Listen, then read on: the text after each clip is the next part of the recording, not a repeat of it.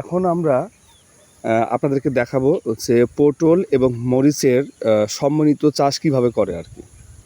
আপনারা হয়তো বা দেখছেন যে পটল গাছে কিন্তু দেখেন ফুল আছে কিন্তু, হ্যাঁ এখন আরও দেখেন ঠিক এইভাবে কিন্তু কি বলা যায়,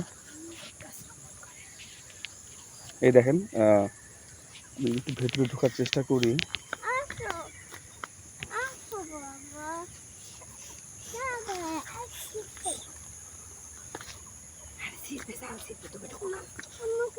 এই দেখেন পটলের গাছটা, হ্যাঁ আর এই দেখেন এই যে মরিচ, তার মানে একই সাথে হ্যাঁ পটলও উঠবে প্লাস মরিচও কিন্তু উঠবে। এই যে মরিচের ফুল পাশাপাশি মরিচ, মাশাআল্লাহ প্রতিটা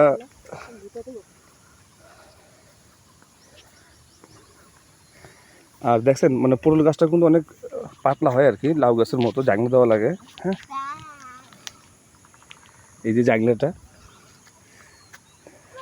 আমরা আরও একটা কিন্তু পটল দেখতে পাচ্ছি।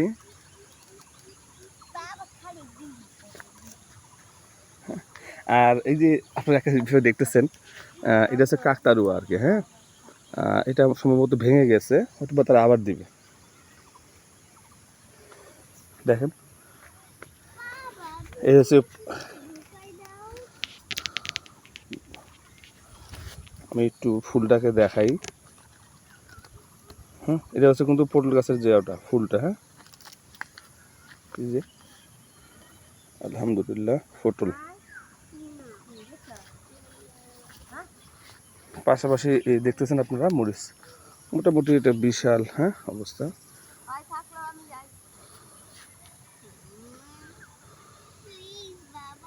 ঠিক আছে, আমরা ইনশাল্লাহ পরবর্তীতে ও আচ্ছা দেখি যেখানে কিন্তু আরও দুটো পটল দেখা যাচ্ছে, মোটামুটি দুটো না আরও বেশ কিছু পটল দেখা যাচ্ছে।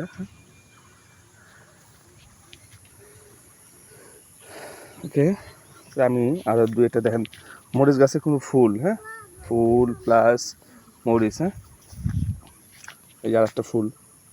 তো মাশাআল্লাহ এটাকে বলা হয় জোয়ার আর কি। হ্যাঁ জোয়ার বলতে যে ফুল যে উঠছে না, এই মরিচের জোয়ার, হয়তো বা এই গাছটার সাম্বা মারা যাচ্ছে। তাহলে আজকের মতো পটল এবং মরিচের ক্ষেত থেকে বিদায়, ইনশাআল্লাহ আবার দেখা হবে কোনো একটা ভিডিওতে।